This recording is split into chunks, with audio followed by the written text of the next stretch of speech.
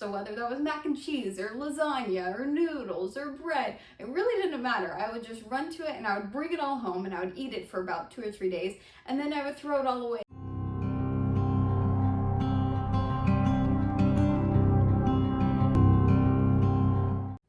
Hey guys, it's Abby and this is my health journey. So in today's video, we're going to be talking about my weight loss journey. I went on a 2-year weight loss journey to lose 40 pounds, which is a really long time. So I'm going to tell you guys 8 tips and tricks that I learned along the way so that you don't have to take 2 years to lose 40 pounds. Number 1, learning how to get into the gym. So the first thing that I had to learn was actually how to get into the gym. I was always very self-conscious of working out in front of people, and so it was really difficult for me to go from working out at my house to working out in the gym. I was always worried that everybody was going to be looking at me thinking, oh, she's too fat to be in here, or oh, why is she even wearing that, or why is she doing her curls that way? But what I learned when I came in was that everybody else was just as self-conscious as I was. They were all worrying about how they looked rather than worrying about how I looked, which made it a lot easier to be able to go in and just focus on my workout and not focus as much on what everybody else was thinking about me. Number 2, learning how to strength train. So I had been working out for a while, whether it was doing sports when I was in high school or doing P90X when I was in college. So I had kind of a general idea of how working out worked.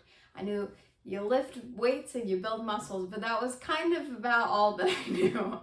So what I actually ended up learning was about progressive overload and learning to increase my weights and how to have really good form. Those were all really important for a couple of things. Number 1, it helped me to not injure myself, but number 2, it actually helped me to build a decent amount of muscle. Number 3, get an accurate calorie tracker. So I had actually tried several different calorie trackers because I wanted to be able to see how much I was burning at the gym. I had tried Fitbit and then like a couple of other cheaper ones. And I was looking at the numbers that it was giving me and they seemed rather inflated. So I found some calculations that you could do online, and sure enough, the numbers were inflated. So what I ended up doing was I actually got an Apple Watch, and for me, those numbers on the Apple Watch were pretty similar to the numbers that I was getting based off of my calculations online. Number 4, learning how to speak life over myself.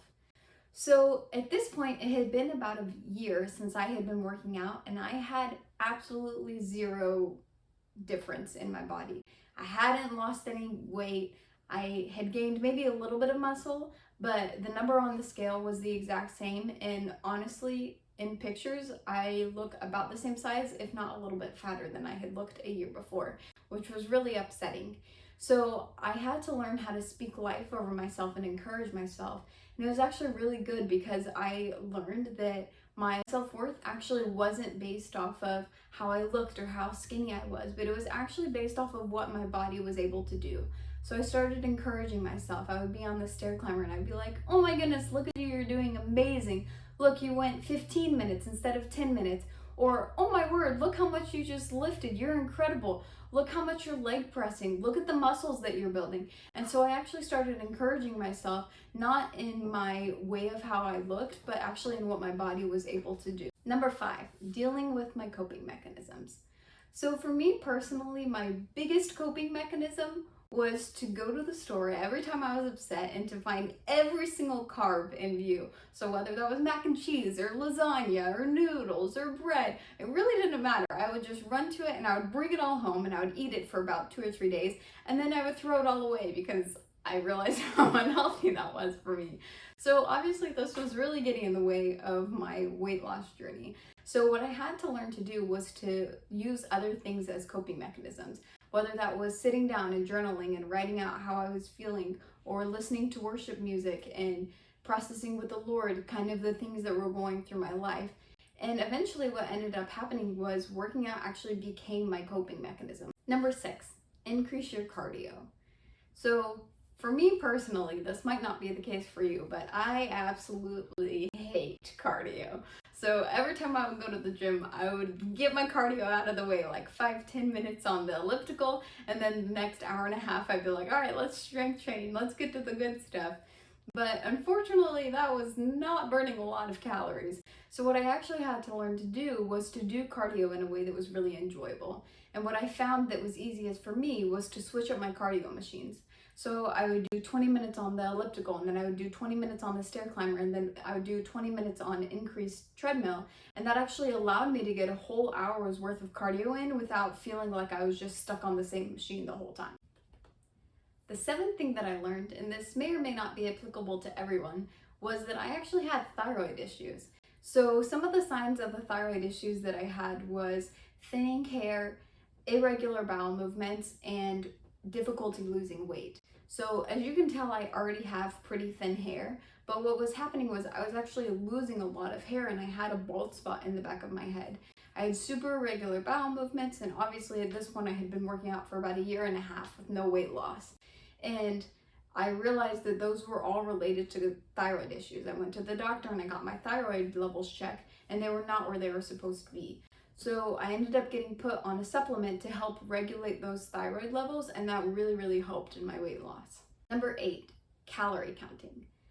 Calorie counting is something I had been afraid of my entire life. My husband had told me multiple times during my workout journey, babe, you just need to start calorie counting. And I was always like, no, if I do that, I'm gonna become anorexic. I'm gonna be restricting myself too much. I'm only gonna eat like 200 calories a day. But actually, it was really freeing to realize that my weight loss was tied to a math problem. So as long as with my BMR, which is my basal metabolic rate, or the amount of calories that my body burns at rest, with my energy expenditure at the gym, if I added those two numbers together, that just needed to be higher than the amount of calories that I was eating. Calorie tracking is really nice and actually really easy. There are several apps out there that will just scan the food that you're eating and you put in how much you ate. And it's amazing how much that actually helped the weight to just start shredding off. And for a bonus, this is probably one of the easiest things you can actually do for your weight loss, which is to get in NEAT. NEAT stands for non-exercise activity thermogenesis, which is basically things that you do throughout the day that burn calories that are not exercise or your basal metabolic rate.